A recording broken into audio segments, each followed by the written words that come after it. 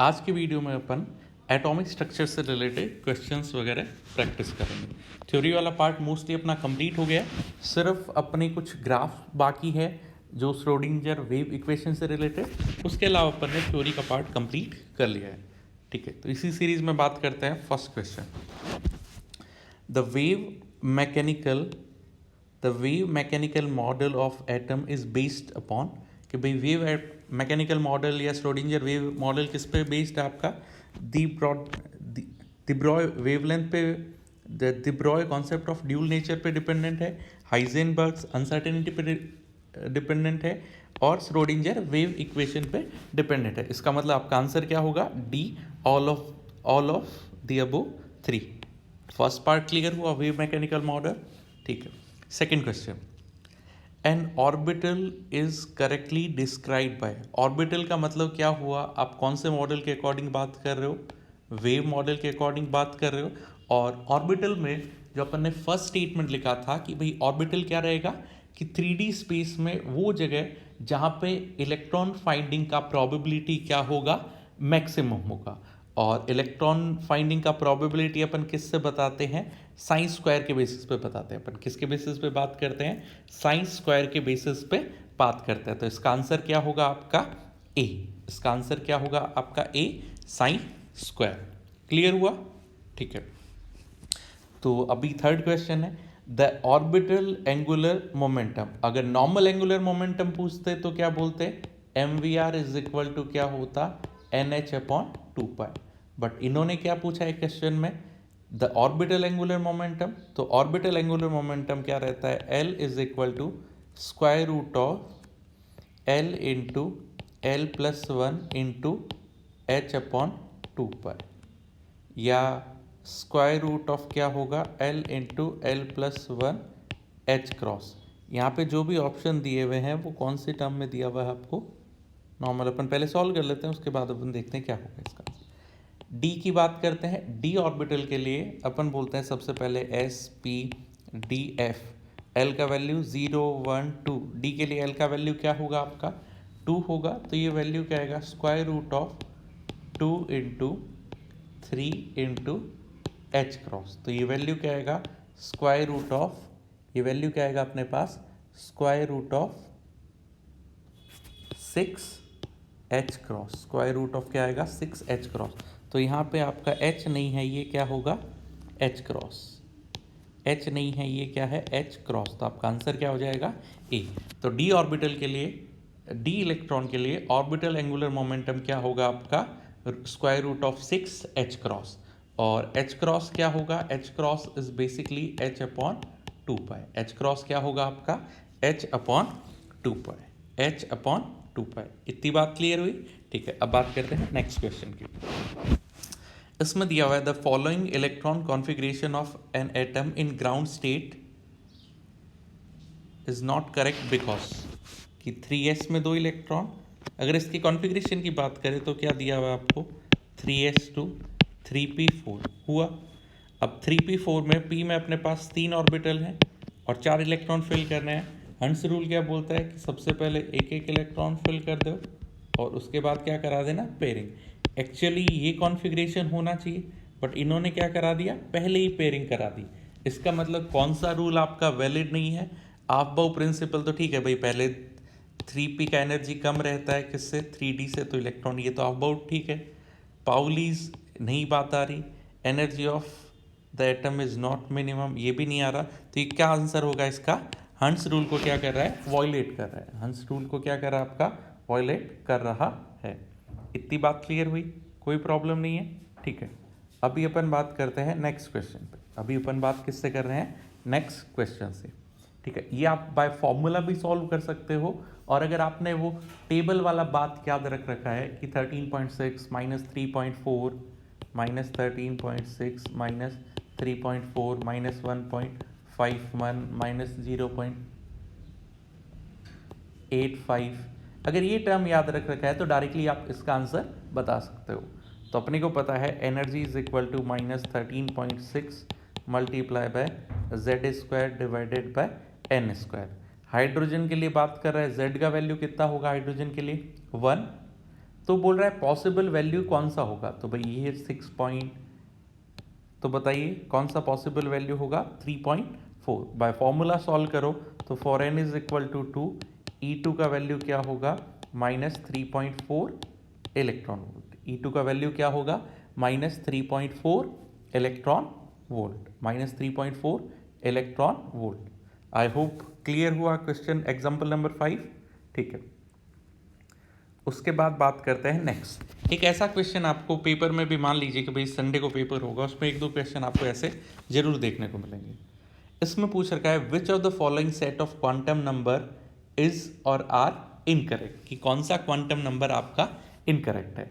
तो last video में अपन ने नोट करके भी ये स्टेटमेंट लिखा था कि भाई जब भी क्वांटम नंबर के क्वेश्चन आए तो आप याद रखना n ऑलवेज ग्रेटर देन क्या होगा, l greater than equal to क्या होगा, मॉड m, और स्पिन क्वांटम नंबर की वैल्यू क्या होगी आपका, ±1/2। ये तीन रिलेशन याद रखना। इन तीन रिलेशन के बेसिस पे अपन क्वांटम नंबर के क्वेश्चन वगैरह क्या कर सकते हैं, सॉल्व कर सकते हैं। और सिंगल चॉइस क्वेश्चन आता है तो अपन मतलब ऑप्शन हिट एंड ट्रायल के बेसिस पे सॉल्व करेंगे। फर्स्ट क्या दिया हुआ है, n और l का वैल्यू सेम है, तो कभी भी पॉसिबल है क्या, n always greater than l, n always greater than l, n always greater than l, n always greater than l। ठीक है, इतनी बात ठीक है। नेक्स्ट अपने को पता है l greater than equal to, l greater than equal to, n greater than equal to mod m, but यहाँ पे l का वैल्यू क्या आ रहा है, लेस देन आ रहा है।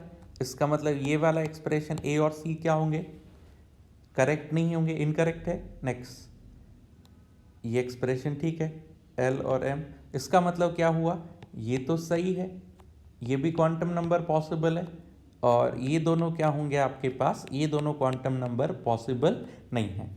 ठीक है, कई बार क्या रहता है, आप क्वेश्चन सारी चीज़ें सही से सॉल्व करते हो, फिर भी आपका आंसर आप क्या कर देते हो, फिर भी आपका क्वेश्चन क्या हो जाता है, गलत हो जाता है। अब उसका क्या लॉजिक हुआ, गलत क्यों हो जाता है, कि भाई आप पढ़िए क्वेश्चन में कि वो क्या पूछना चाह रहा है। अपने को पूछा है which of the following set of quantum number are incorrect. अगर इनकरेक्ट पूछा है तो आपका आंसर क्या होगा, ए और सी। अगर इसी में करेक्ट पूछता तो आपका आंसर क्या होता, बी और डी होता। करेक्ट पूछता तो आपका आंसर क्या होता, बी और डी रहता। तो ध्यान रखना कि आपको क्वेश्चन में करेक्ट पूछ रहा है या इनकरेक्ट पूछ रहा है। आई होप ये वाला पार्ट क्लियर हुआ। ठीक है, अब भी बात आती है, ये ऐसे क्वेश्चन भी पे बहुत सारे लोगों के डाउट थे। आपको दिया हुआ है if an electron in hydrogen atom, energy उसका इतना दिया हुआ है, the orbit in which electron is present. इसका मतलब वो इनडायरेक्टली आपको किसका वैल्यू पूछ रहा है, एन का वैल्यू पूछ रहा है। अब यूनिट कन्वर्जन या कन्वर्ट करना आपको आना चाहिए। अपने को पता है कि भाई एनर्जी क्या होती है, -13.6 divided by n square electron volt पर एटम। इलेक्ट्रॉन वोल्ट क्या आया, पर एटम आया। अब यहाँ पे वैल्यू किस में दे रखा है आपको, पर मोल दे रखा है। तो अगर पर मोल चाहिए तो आपके पास एनर्जी क्या रहेगा, E dash is equal to -13.6 divided by n square multiply by 6.023 into 10⁻23 electron volt पर मोल। बेसिकली 1 मोल का मतलब क्या हुआ, 1 मोल का मतलब रहता है आपका 6.023 इंटू 10⁻23 पार्टिकल, 6.023 इंटू 10⁻23 पार्टिकल। तो अगर एक सिंगल एटम का ये एनर्जी होगा या सिंगल इलेक्ट्रॉन का ये एनर्जी होगा, तो 1 मोल के लिए कितना होगा, आपको किसी नंबर से क्या करना रहेगा, मल्टीप्लाई करना रहेगा। इतनी चीज़ क्लियर हुई।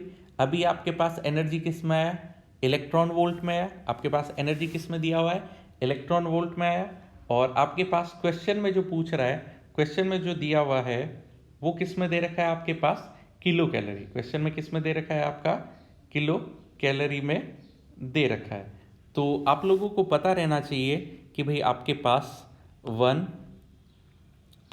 Kilo calorie is equal to 2.6 into 10⁻22 electron volt. याद रखना 1 किलो कैलोरी किसके इक्वल होगा, 2.611 होता है, बट आप 2.6 इंटू 10⁻22 इलेक्ट्रॉन वोल्ट। तो इलेक्ट्रॉन वोल्ट को किलो कैलोरी में इजीली कन्वर्ट कर सकते हो। तो आपके पास वैल्यू क्या आ जाएगा, आपके पास ये वाला वैल्यू किस में आ जाएगा, किलो कैलोरी में आ जाएगा। और फिर दोनों को क्या कर देना, आप इक्वेट कर देना कि भाई आपके पास जो भी वैल्यू आई ई डैश किलो कैलोरी में कन्वर्ट करने के बाद उसको किसके इक्वेट कर देना, -78.4। इसको सॉल्व करोगे तो आपके पास किसका आंसर, किसका वैल्यू मिल जाएगा, इसको सॉल्व करने पे अपने पास n का वैल्यू आ जाएगा। इसको सॉल्व करने पे किसका वैल्यू आएगा आपके पास, n का मतलब क्या हुआ, कौन सा आपके पास ऑर्बिट है। n का मतलब क्या रहेगा, कौन सा ऑर्बिट आपके पास रहेगा। ये क्वेश्चन आप अपने आप से ट्राई करना। इसका आंसर मैं बता देता हूँ, इसका आंसर क्या रहेगा आपका, बी। इसका आंसर क्या होगा, बी। कन्वर्ट करना मैंने बता दिया है कि भाई आपको नॉर्मल पर इलेक्ट्रॉन आपके पास एनर्जी आई 13.6 divided by n² electron volt. आपको क्वेश्चन किस में दे रखा है, पर मोल।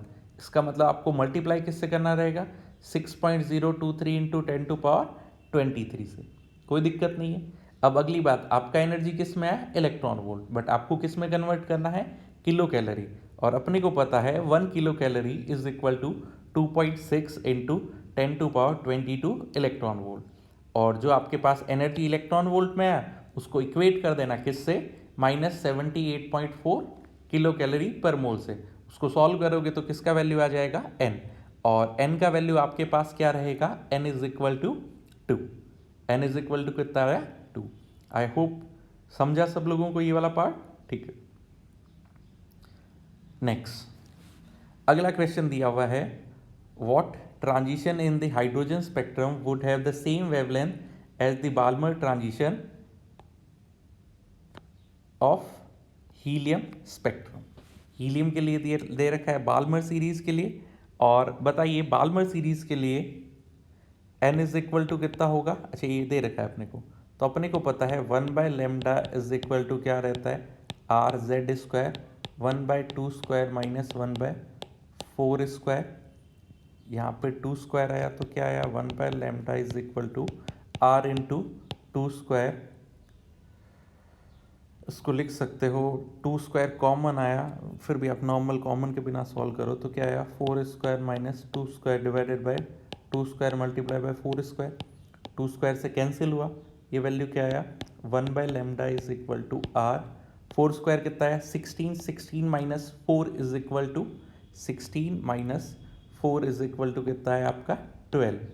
4² कितना रहेगा आपका 16, ये आया 3 और ये क्या आया 4। तो 1/λ is equal to 3R/4। 1/λ is equal to कितना आया, 3R/4। इतनी बात क्लियर हुई।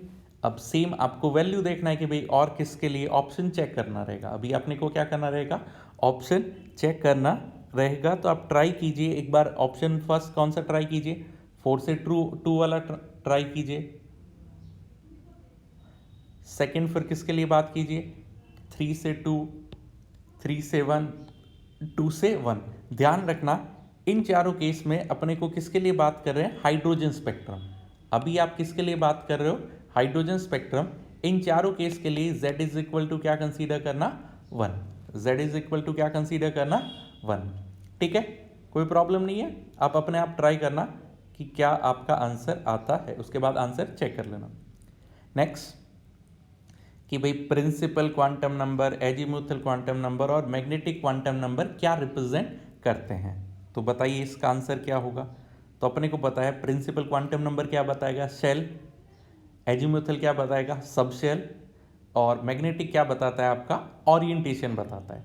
तो प्रिंसिपल क्वांटम नंबर तो क्या बता देगा, साइज बता देगा।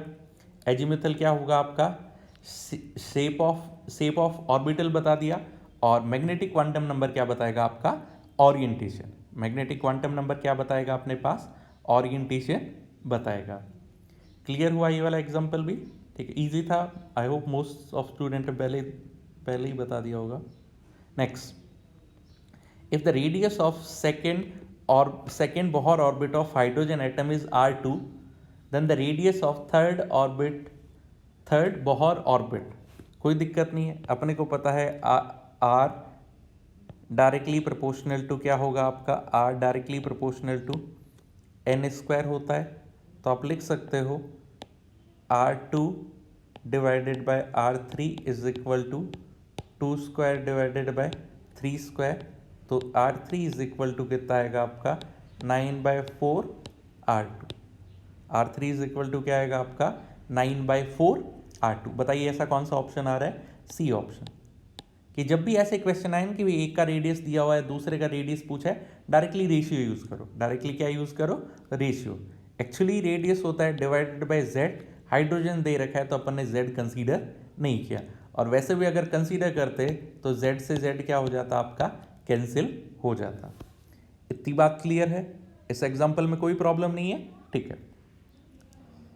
अभी बात करते हैं नेक्स्ट। इसमें आपको दिया हुआ है the difference between nth and n+1 Bohr radius of hydrogen atom is equal to n, ठीक है, आपको रेशियो दे रखा है, रेशियो नहीं वैल्यू दे रखा है कि भाई n और n+1 का जो भी डिफरेंस होगा वो किसके इक्वल होगा, n-1 के इक्वल होगा। तो आप बताइए वैल्यू ऑफ n क्या होगा। तो अपने को पता है कि भाई रेडियस डायरेक्टली प्रोपोर्शनल टू क्या होगा, n²/z, और अगर आप सेम एटम के लिए या हाइड्रोजन के लिए बात करें तो z का वैल्यू क्या होगा 1, तो अपन लिख सकते हैं radius directly proportional to n²। तो आपको दिया हुआ है Rn+1 minus Rn is equal to R of n-1, इतने में कोई दिक्कत नहीं है, तो आप लिख सकते हो n+1 का whole square minus n² is equal to n-1 का होल स्क्वायर। अब यही टर्म क्यों लिखा, क्योंकि अपन सिर्फ क्या कंपेयर कर रहे हैं, सेल कंपेयर कर रहे हैं, क्योंकि z का वैल्यू तो क्या है सेम, बाकी कांस्टेंट होगा वो वैल्यू क्या हो जाएगा आपका कैंसिल। इसको सॉल्व कर लो तो क्या आएगा अपने पास, इसको सॉल्व किया तो n² plus 2n+1 minus n², a plus B और a माइनस बी का होल स्क्वायर का फॉर्मूला पता है ना सब लोगों को, ठीक है, n² माइनस 2n+1, n² से n² कैंसिल हुआ, 1 से 1 कैंसिल हुआ, तो आपके पास क्या एक्सप्रेशन आया 4n is equal to n², n से n कैंसिल हुआ तो आपका n इज इक्वल टू कितना है आपका 4, n इज इक्वल टू कितना है आपके पास 4। अगर जिन लोगों को नहीं पता है a प्लस बी का होल स्क्वायर क्या होगा, a² plus b² plus 2ab, और a माइनस बी का होल स्क्वायर क्या रहेगा, a² plus b² minus 2ab। ये फॉर्मूला अपन ने यूज किया और अपने को पता चल गया कि n का वैल्यू कितना आ जाएगा आपका, n इज इक्वल टू अपने पास क्या आया 4, n इज इक्वल टू क्या आया आपके पास 4। क्लियर हुआ इतना पार्ट, ठीक है। Next, number of wave in third Bohr orbit of hydrogen. तो एक नोट करके भी आप एक स्टेटमेंट लिख लीजिएगा कि भाई नंबर ऑफ वेव किसके इक्वल होगा, is equal to n। Number of wave किसके इक्वल होगा आपका n, नंबर ऑफ वेव क्या होगा आपका n, कोई दिक्कत नहीं है, नंबर ऑफ वेव बोल दिया अपन ने n। तो ये कौन से ऑर्बिट की बात कर रहा है, थर्ड ऑर्बिट। थर्ड ऑर्बिट के लिए n का वैल्यू क्या रहता है 3, तो नंबर ऑफ वेव कितना आ जाएगा आपका 3। क्लियर हुआ।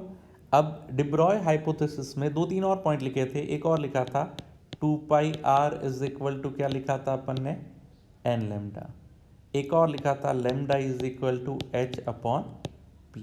ये 3, और एक और क्या आ जाएगा, number of wave is equal to क्या होगा आपका n।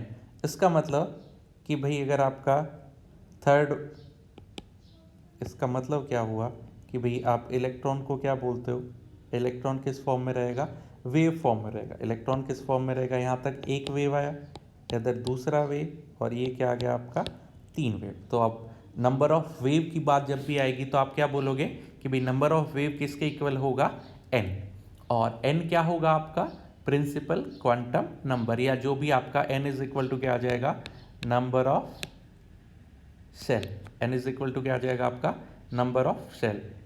कोई दिक्कत नहीं है, इतनी बात क्लियर हुई सब लोगों के? ठीक है। इसके बाद आता है अगला क्वेश्चन कि भाई in hydrogen atom the electrons are excited to the fifth energy level. तो आप क्या बोलोगे? n इज इक्वल टू कहाँ पे है आपका?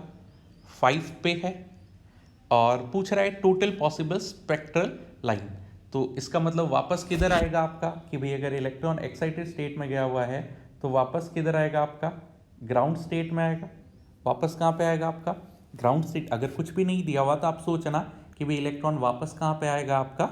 Ground state. और ग्राउंड स्टेट में आ रहा है तो total possible spectral line n into n minus one divided by 2। तो ये क्या आएगा? 5 into 5 minus one divided by 2। तो 5 इंटू 4 बाय 2।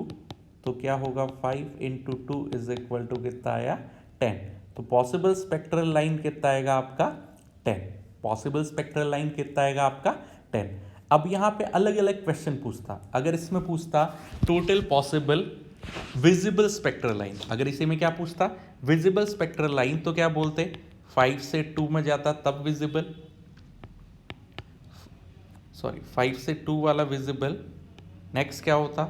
4 से 2 वाला विजिबल। 3 से क्या होता? 2। नंबर ऑफ विजिबल लाइन कितनी होगी आपका? Only 3। Number of visible line कितना मिलेगा अपने पास? 3। और नंबर ऑफ यूवी पूछता तो क्या रहता? 5 से 1, 4 से 1, 3 से 1 और 2 से 1। तो नंबर ऑफ यूवी रेज कितना हो गया? 4। और जो भी बच गया वो क्या होगा आपका? इंफ्रारेड। जो भी बच गया वो क्या आ जाएगा आपका? इंफ्रारेड। तो टोटल 10 था, तो 3 प्लस 4 क्या हो गया? 7। तो इंफ्रारेड कितनी मिलेगी अपने पास? 3। इंफ्रारेड कितना मिलेगा? 3। तो देखिएगा जैसा क्वेश्चन रहेगा उसी के अकॉर्डिंग सॉल्व करना। अगर डायरेक्टली पूछे कि टोटल पॉसिबल स्पेक्ट्रल लाइन, तो टोटल पॉसिबल स्पेक्ट्रल लाइन क्या होगा आपका? n into n minus one by 2। ठीक है। अब आई आर, यूवी और विजिबल वगैरह तो आप बता सकते हो। टोटल स्पेक्ट्रल लाइन तो आप फॉर्मूला यूज करना। अगर पूछे विजिबल कब होगा? अगर विजिबल तभी होगा अगर वापस कौन सी स्टेट में आए? n is equal to 1। और ये चीजें अपन सिर्फ किसके लिए बात कर रहे हैं? हाइड्रोजन एटम के लिए। अपन सिर्फ किसके लिए बात कर रहे हैं? Hydrogen atom. अल्ट्रावायलेट कब मिलेगा? अगर वापस कौन सी स्टेट में आ रहा है? n इज इक्वल टू 1 में आ रहा है। n इज इक्वल टू क्या रहेगा? 1। इन दो केस को छोड़ के जो भी आपको वेव मिलेगी, सारी वेव क्या बोलते हैं आपके पास? क्या रहेगा? इंफ्रारेड। सारी वेव्स क्या मिलेगी अपने पास? इंफ्रारेड रहेगा। आई होप ये पार्ट क्लियर हुआ। एक और फॉर्मूला लिखा था, delta n into delta n plus 1 divided by 2। ये फॉर्मूला आप कब यूज करोगे? अगर आपको बोले कि भाई इलेक्ट्रॉन मूव कर रहा है from one excited state to another, एक एक्साइटेड से दूसरे एक्साइटेड स्टेट में मूव कर रहा है, बट यहाँ पे तो कुछ नहीं दिया हुआ कि इलेक्ट्रॉन एक्साइटेड स्टेट में और वापस इलेक्ट्रॉन कहाँ जाएगा? जहाँ पे स्टेबल होगा। और स्टेबल कहाँ पे होगा? ग्राउंड स्टेट में। स्टेबल कहाँ पे होगा आपके पास? ग्राउंड स्टेट में। क्लियर हुआ ये वाला पार्ट? ठीक है।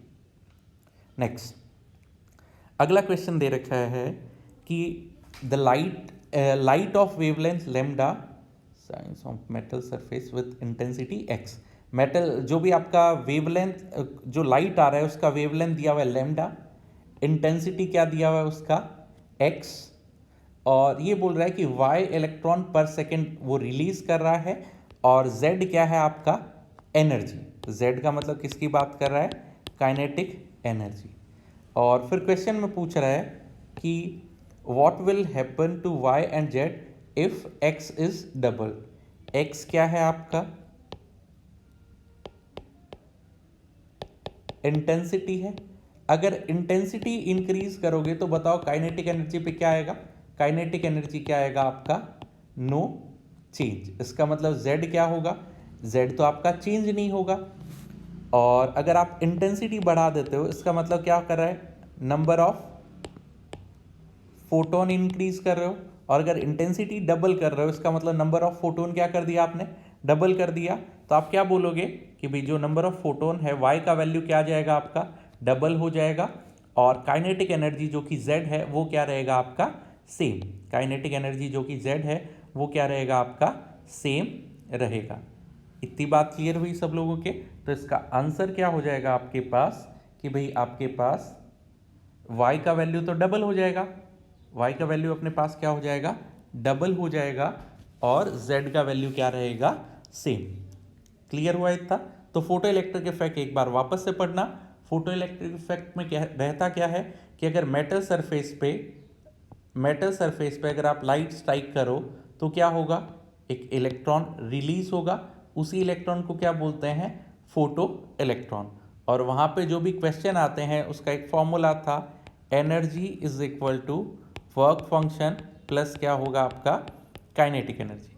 एनर्जी इज इक्वल टू क्या होगा, work function plus kinetic energy. इसके अलग अलग फॉर्मूले थे, स्टॉपिंग पोटेंशियल क्या रहता है, तो वो अपन ने डिटेल से एक पूरा लेक्चर है जिसमें अपन ने डिटेल से फोटो इलेक्ट्रिक इफेक्ट अच्छे से बात कर रखी है। इतना क्लियर हुआ? ठीक है, अभी अपन बात करते हैं नेक्स्ट क्वेश्चन के बारे में। अभी इसमें दिया हुआ है कि कौन सा आपका ग्राउंड स्टेट का इलेक्ट्रॉनिक कॉन्फ़िगरेशन बता रहा है, कि भाई कौन सा इलेक्ट्रॉनिक कॉन्फ़िगरेशन सही है, डायग्राम वाला। लास्ट वीडियो में अपन ने बात किया था कि भाई आपके पास जो तीनों रूल सही होने चाहिए, आफबाउ, पाउलीज और क्या रहेगा, हंस रूल, कि भाई ये 2 इलेक्ट्रॉन डिफरेंट स्पिन, ये भी ठीक है। अब इसमें पेयरिंग कंसीडर की क्या, नहीं, पेयरिंग कब तक कंसीडर नहीं करेंगे, जब तक सब में एक एक इलेक्ट्रॉन नहीं आ जाए। तो यहाँ पे क्या हो रहा है, आफबाउ प्रिंसिपल फॉलो हो रहा है, पाउलीज प्रिंसिपल फॉलो हो रहा है, और हंस रूल भी फॉलो हो रहा है। तो ये क्या होगा आपका, करेक्ट होगा। ठीक है, अपन बेसिक से सॉल्व करते हैं। सबसे पहले बात करते हैं नाइट्रोजन। नाइट्रोजन क्या होगा, N7, अपन एनर्जी क्या बोलेंगे, 1s 2s 1s 2s 2p 3s, 7 electron, 2 + 2 कितना है, 4, 4 + 3 7। तो आगे वालों की बात करेंगे क्या, नहीं। तो अपने पास इलेक्ट्रॉनिक कॉन्फ़िगरेशन आया, तो सबसे पहले बात करेंगे, s लिखा, फिर ये लिखा 1s 2s, और फिर क्या है आपका 2। कितने इलेक्ट्रॉन फिल करने हैं अपने को, टोटल नंबर ऑफ कितने इलेक्ट्रॉन फिल करने हैं अपने पास, यहाँ पे 7। s में 2 इलेक्ट्रॉन, 2s में भी 2 इलेक्ट्रॉन, 3p में 1 2 3। तीनों का स्पिन क्या आना चाहिए आपके पास, सेम। तीनों का स्पिन क्या रहना चाहिए, सेम, चाहे वो क्लॉकवाइज हो चाहे क्या हो, एंटी क्लॉकवाइज। आपका ये केस भी पॉसिबल है, या इन्हीं का स्पिन आप क्या बोल सकते हो, अपोजिट डायरेक्शन भी पॉसिबल रहेगा। तो ये ठीक है, ये भी ठीक है, और ये भी ठीक है। तो इसका आंसर क्या आएगा आपका, ए और बी। ठीक है।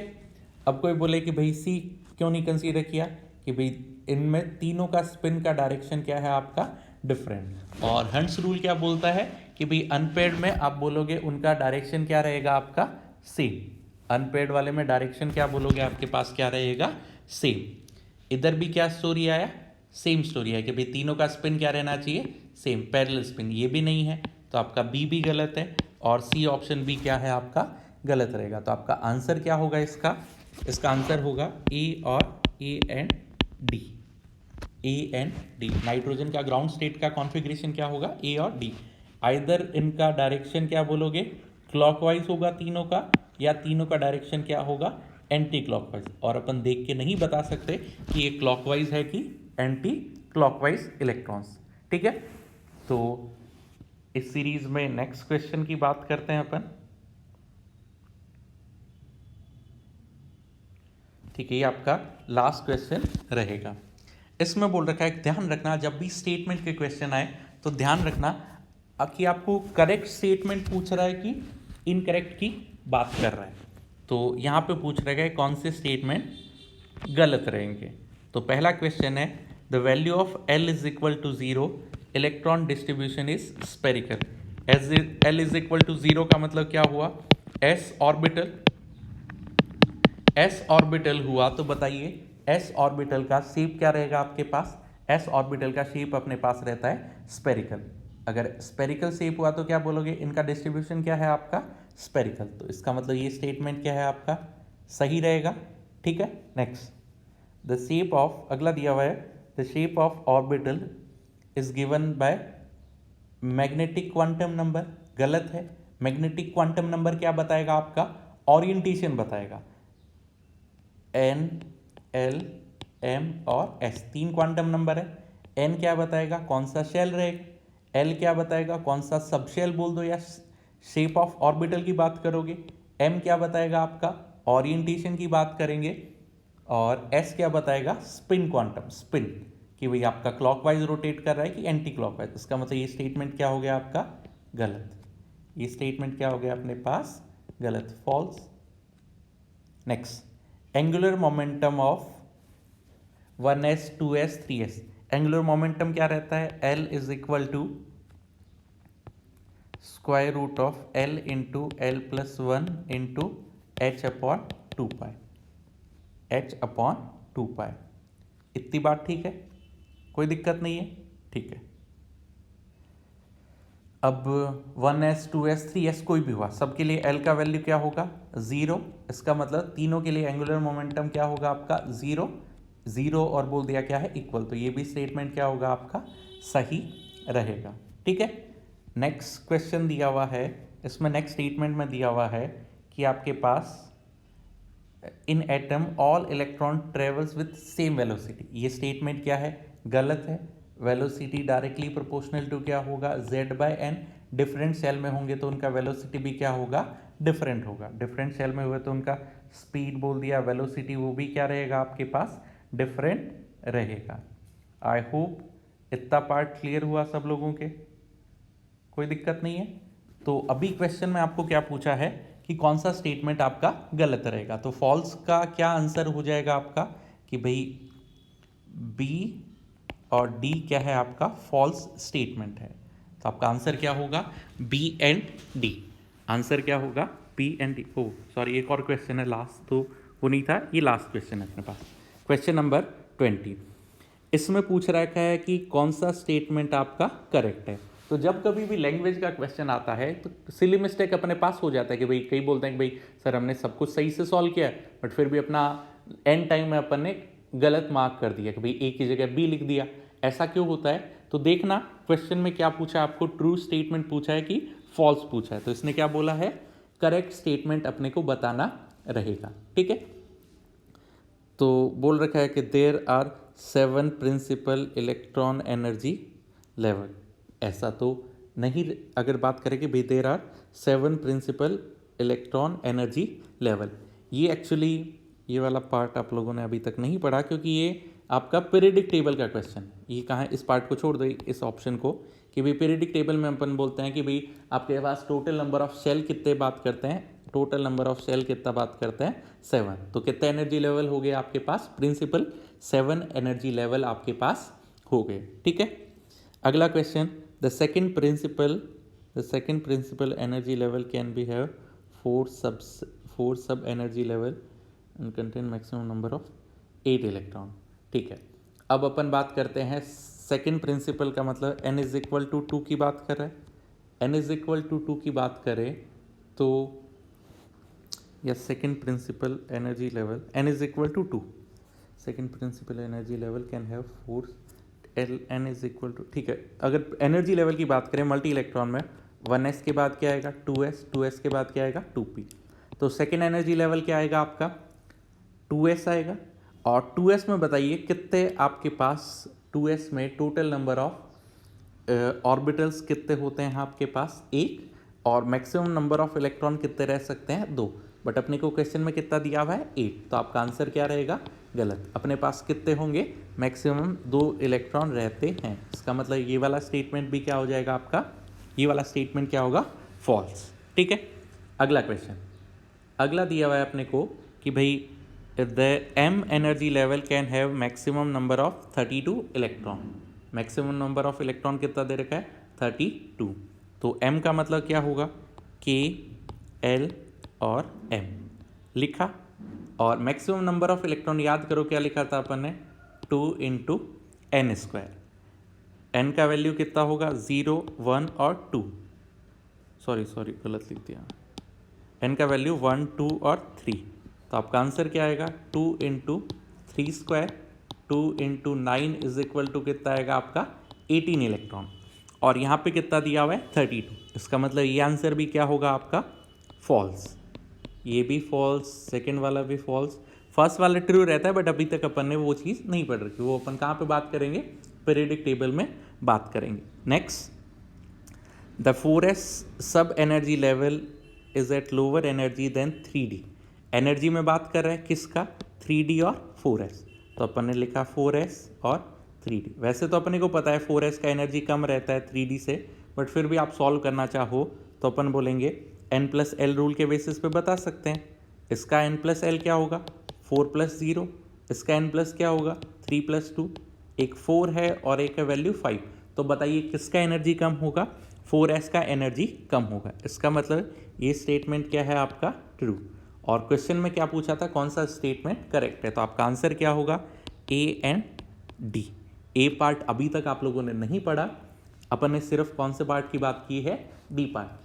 आई होप एटॉमिक स्ट्रक्चर सब लोगों को अच्छे से क्लियर हुआ। अभी सिर्फ अपने पास प्रोबेबिलिटी डिस्ट्रीब्यूशन वाले ग्राफ बाकी हैं, वो अपन नेक्स्ट लेक्चर में कवर कर लेंगे। तो आपके पास जो संडे को पेपर होने वाला है, तो उसमें आपका कंप्लीट एटॉमिक स्ट्रक्चर आएगा, और ठीक है, कंप्लीट एटॉमिक स्ट्रक्चर आएगा। अब एक और चीज़ रहती है कि कुछ लोग बोल रहे हैं कि उन लोगों को फॉर्मूला वगैरह याद होने में दिक्कत आ रही है, कि भाई अभी याद हो रहा है, अब एक दिन 2 दिन अगर अपन रिवाइज नहीं करें तो भूल जाते हैं।